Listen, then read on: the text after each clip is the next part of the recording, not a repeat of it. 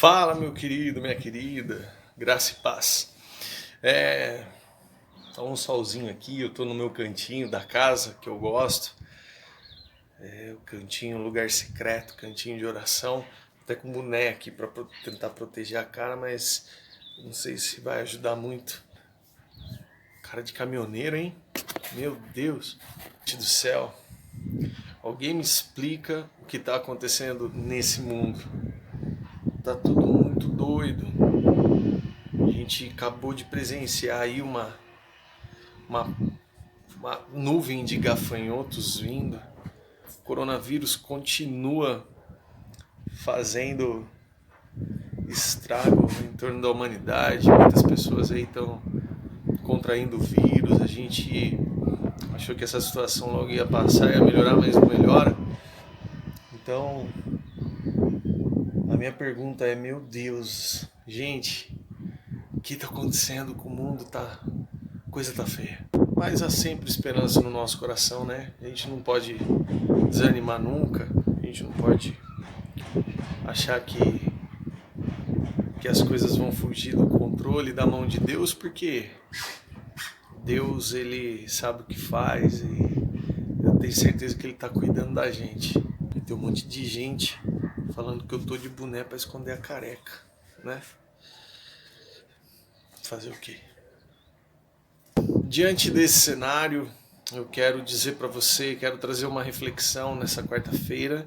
Tá de dia ainda, daqui a pouco é o momento aí, o horário para você ouvir essa devocional, ou essa reflexão, ou esse bate-papo, não sei lá que momento é esse, mas é um momento juntos aí, onde a nossa igreja costumava se reunir para orar, enfim, todo dia é dia de oração, tá? Não é só quarta-feira não, mas quarta-feira acabou ficando um dia especial para nós da IPI Nova Jerusalém.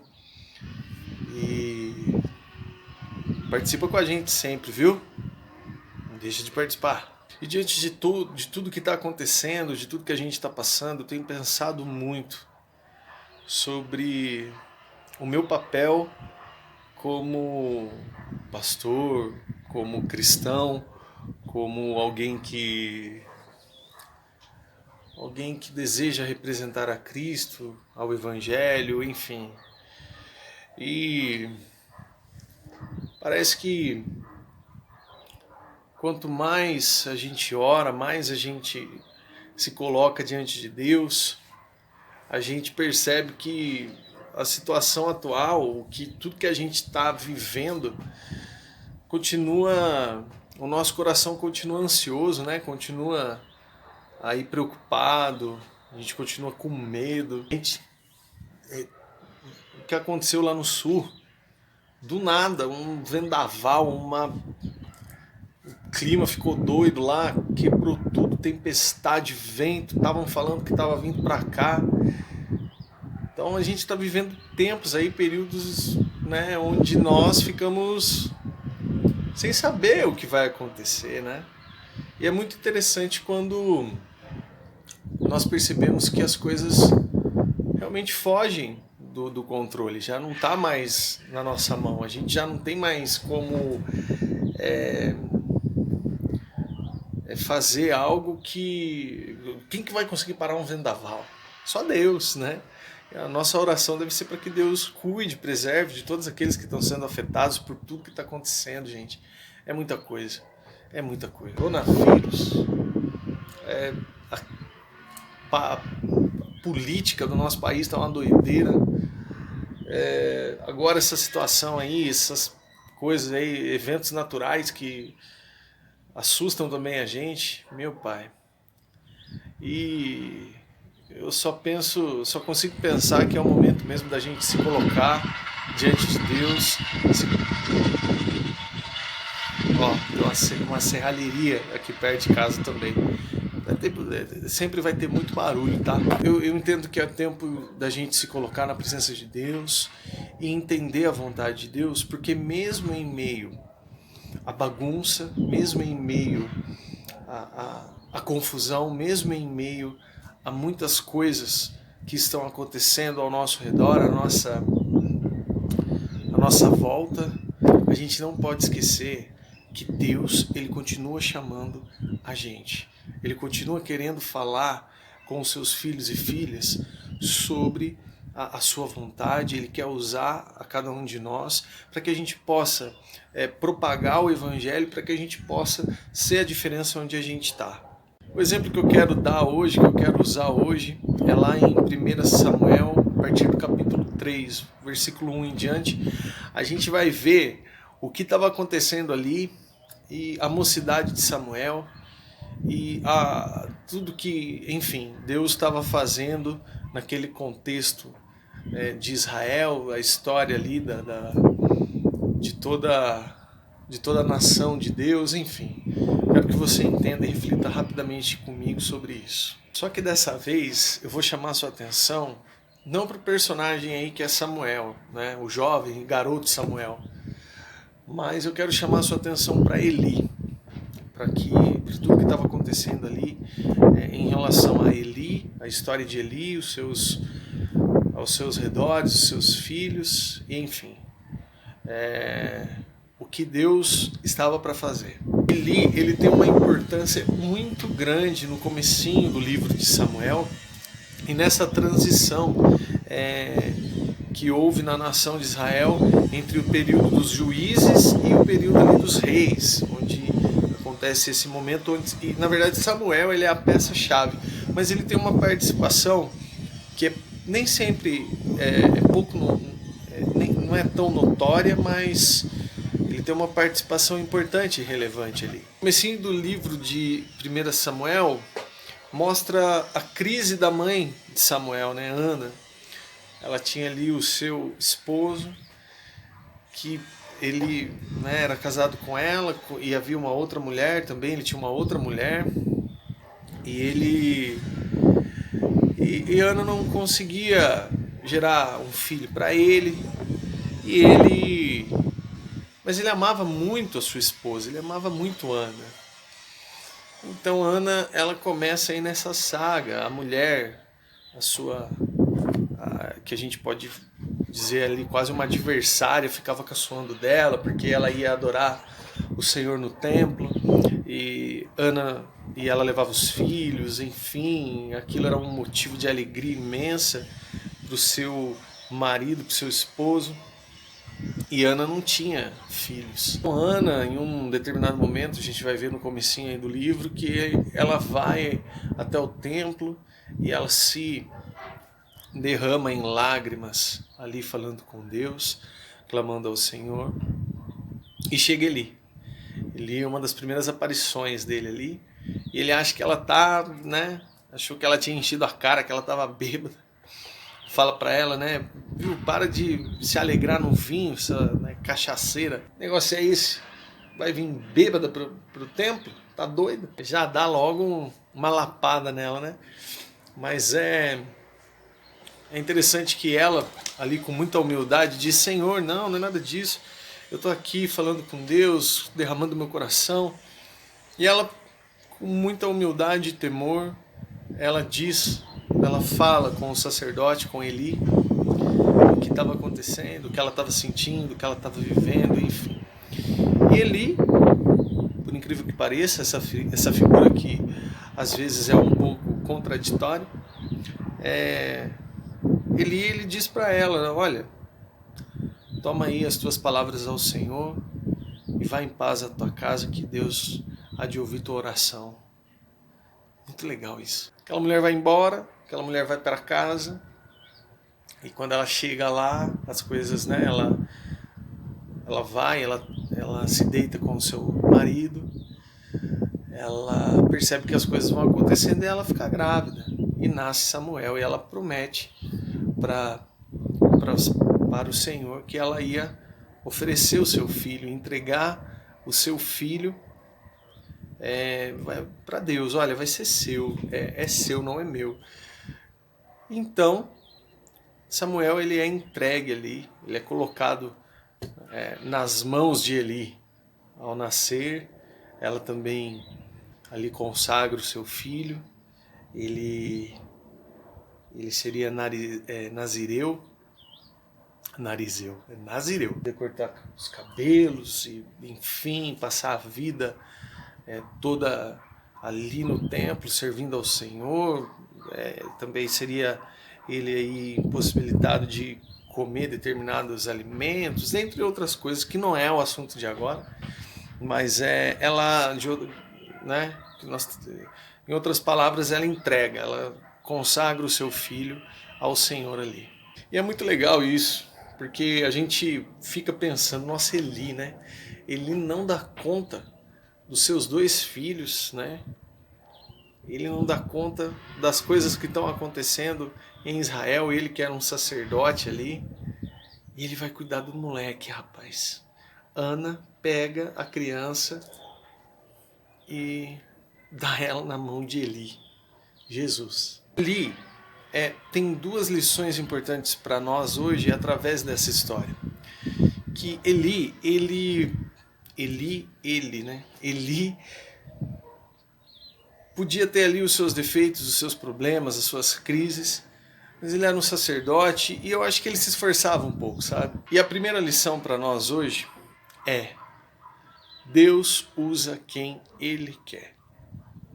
Ele capacita, Ele prepara e Ele também dá o seu decreto final. A primeira lição dessa história é essa para nós. Cara, se Deus realmente não estivesse interessado na vida de Eli, ele já teria resolvido isso antes, mas Eli teve uma participação muito importante, até mesmo na criação e no desenvolvimento de Samuel como sacerdote, como pessoa. Isso é interessante. Eu não sei se deu uma crise nele, sabe? Se tipo assim, puxa, o que eu não consegui fazer com os meus filhos, eu vou investir nesse menino aqui. Não dá para saber. Mas a verdade é que ele foi usado por Deus. A gente vê no capítulo 3 de 1 Samuel, que é o texto que a gente está de alguma forma aí observando hoje, que acontece algo interessante. Já começa falando que Israel estava passando por dias onde Deus, as visões elas já não aconteciam e a palavra, Deus ele já não falava mais com o teu povo e com aqueles que habitavam em Israel. E para ajudar diante disso tudo, os filhos de Eli, que eram Ofni e Finéias, eles eram ali sacerdotes, eles cuidavam do templo, mas eles eram homens corruptos, homens promíscuos, perversos. Eles tinham relações com as mulheres que trabalhavam, que ficavam ao redor ali do templo. Eles roubavam as ofertas do templo. Eles eram homens maus e eram filhos de Eli, né? E Eli, ele havia sido informado por um homem, que me parece ser um profeta enviado pelo Senhor, que haveria maldição sobre a sua casa, que ele deveria observar o que estava acontecendo. E Eli foi e falou para os seus filhos: olha, vocês estão agindo de uma maneira que não dá mais. As pessoas aqui de Israel, todo mundo está falando a respeito do comportamento de vocês, vocês precisam mudar. E a palavra diz que eles não deram ouvidos ao seu pai. Mas havia alguém que dava ouvidos para Eli, era Samuel. E Samuel, a gente pode ver que Eli, ele já tem uma participação ali importante antes do nascimento de Samuel. E agora na mocidade de Samuel, enquanto Samuel é novinho, Eli, ele agora vai ajudar Samuel a falar com Deus. Certa noite está lá Samuel dormindo e Eli, sacerdote, lá do templo também, quando Samuel escuta alguém chamar ele: Samuel. E ele prontamente se levanta, vai até Eli e diz: eis-me aqui, Senhor, me chamaste? Eli olha para ele: não, eu não te chamei, pode sair, pode ir para o seu quarto. E isso acontece aí mais 2 vezes. Samuel, ele prontamente vai lá com Eli: Senhor, eis-me aqui, me chamou? Não te chamei, vai para o seu quarto. E quando isso acontece aí mais algumas vezes, ele percebe algo. Deus estava falando com Samuel e Eli tinha percebido isso. Eli falou para ele o seguinte: olha, a hora que você ouvir de novo isso, você responde: eis-me aqui, Senhor. Porque é Deus que está falando com você. E Samuel obedece, Samuel faz isso.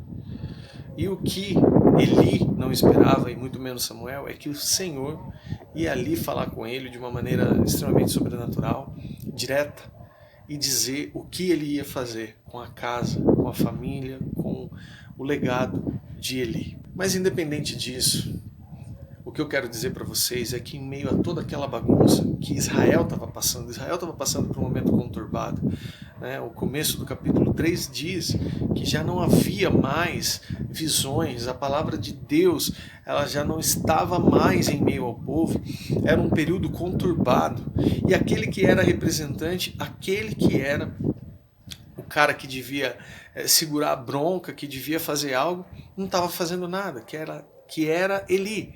Então, Deus aparece já para Samuel e, puxa, a gente não pode esquecer quem é Samuel. Samuel é o cara que ungiu o primeiro rei em Israel. Samuel é aquele que ungiu Davi, né? Samuel foi um grande juiz, um grande sacerdote, foi um grande representante do povo. Mas quem preparou Samuel foi Eli. Eli foi usado para isso. Então, a gente precisa entender que mesmo em meio a uma bagunça, Deus ele usa. Ele usa pessoas que a gente não imagina. Ele usa pessoas, inclusive, problemáticas. E o problema de Eli, talvez a gente pode atribuir muito aos filhos, mas a gente já vai entender qual era o problema dele. Mas o que eu quero deixar para você hoje é que Deus, ele muitas vezes vai usar pessoas para preparar, para ajudar a gente na nossa caminhada que a gente não espera. Por isso a gente nunca pode ser aquele crente arrogante, e a gente se acha melhor e superior aos outros. Não. Às vezes vai ter lá um tiozinho, um cara na rua que, puxa, você passa por ele e você não dá nada para ele. Mas daí ele vem falar de Deus para você e você fica, meu Deus, nossa, como assim? Esse cara quer falar... Eu estou falando isso por experiência própria, aconteceu isso comigo. Ali perto da igreja, da IPNJ, tem uns tiozinho que vai no bar ali, sabe? No bar do seu Zé. E o pessoal ali já me conhece, sabe que eu sou pastor. Um dia ele quis bater papo comigo, falar de Deus comigo. Eu me lembro que eu fiquei surpreso, porque ele tinha algo para contribuir. E não é porque eu sou pastor que eu não vou ouvir o cara, não é porque eu sou, sei lá, tipo, eu tenho anos na igreja, né, anos aí de caminhada cristã, anos que eu tô na igreja que eu não vou dar ouvido para as pessoas, né? E a gente está falando de um cara que foi ungido sacerdote, ungido um facilitador em meio ao povo, nos trabalhos do templo, que era Eli. Embora as coisas não estavam bem, ele era usado por Deus. Tá me entendendo? Deus ele usava a vida de Eli. E se Deus usava a vida desse homem, que o que aparentemente para nós ali começou a dar muito problema, imagina nós, imagina você, imagina eu, que somos muitas vezes diante dos olhos de Deus, somos tão pecadores, tão miseráveis, né? Carentes da glória, da santidade de Deus. Imagina o que Deus não pode fazer através de nós. Imagina o que Deus não pode fazer em nossas vidas. Por isso, em meio a essa pandemia, em meio às crises, em meio aos vendavais, em meio a tudo que está acontecendo, em nome de Jesus, permita-se ser usado por Deus. Em nome de Jesus, quando alguém vir falar de Deus para você, dê atenção, porque Deus pode estar ali naquela pessoa, Deus pode estar usando essa pessoa independente de quem seja. Né? É claro que aqui também eu não quero generalizar tudo para que você também comece a dar ouvidos, né? Ou a se perder em qualquer tipo de informação, mas a gente precisa estar com o nosso coração, com os nossos olhares dispostos à vontade de Deus e principalmente também humildes com aqueles ao nosso redor, porque Deus está usando muita gente perto de nós e às vezes a gente nem percebe. E uma outra lição que ele deixa para nós é que nós não podemos ser omissos. Nós devemos ser submissos à palavra e a Deus.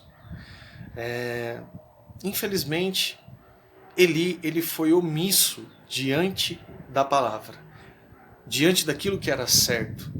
Ele deveria ter repreendido seus filhos antes de tudo aquilo tomar a proporção que tomou. Ele deveria ter tomado atitudes anteriores antes da situação chegar onde chegou. Quando nós somos submissos à palavra de Deus, quando nós somos submissos à vontade, ao agir de Deus, ao Espírito Santo, a gente tem condições, nós temos condições de, cara, tomar atitudes que vão ser bênção na nossa vida, que vão ser bênção na vida daqueles que estão ao nosso redor, que vai abençoar às vezes muita gente. Muitas vezes a gente se cala, muitas vezes a gente aceita, muitas vezes a gente fica quieto, a gente olha para aquilo que está errado e acaba, usar o termo que o povo usa aí, a gente passa pano para muita coisa. Mas a verdade é que a gente precisa ter um olhar, de piedade, de misericórdia. A gente nunca deve ser pessoas legalistas, mas a gente deve ter um olhar bíblico para as coisas. E eu acredito que Eli se perdeu um pouco no meio do caminho, e talvez a regalia ou a liberdade que ele deu para os filhos dele, aquilo pesou sobre toda a história. E Eli parecia ser um cara que, além de ser muito usado por Deus, ele tinha potencial para fazer muito mais. Ele preparou Samuel. Ele foi uma bênção nesse sentido. Então, essa segunda lição deve ser para que eu e você nós precisamos sempre ter corações submissos à palavra e submissos a Deus. E jamais ser omissos diante de Deus, porque Deus está vendo tudo. Deus está vendo tudo, e isso vale para diversas situações e diversas questões da nossa vida. Meu Deus do céu, esse sol está arrebentando comigo. Vou ficar com metade da cara queimada. Esse horário aqui, olha, é uma mistura de frio com esse sol, gente. Socorro, cara. E quando eu e você somos submissos à vontade de Deus, quando eu e você somos submissos à palavra de Deus, a chance da gente errar, porque a gente sempre vai errar, né? Mas a chance da gente errar é muito menor. Eu penso que às vezes é melhor errar tentando acertar, sabe?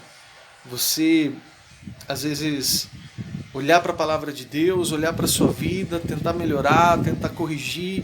E isso tem que sempre começar em mim, tem que sempre começar em você. Porque uma coisa que eu tenho comigo, que eu tenho no meu coração, é que não dá para ficar esperando as coisas dos outros, né?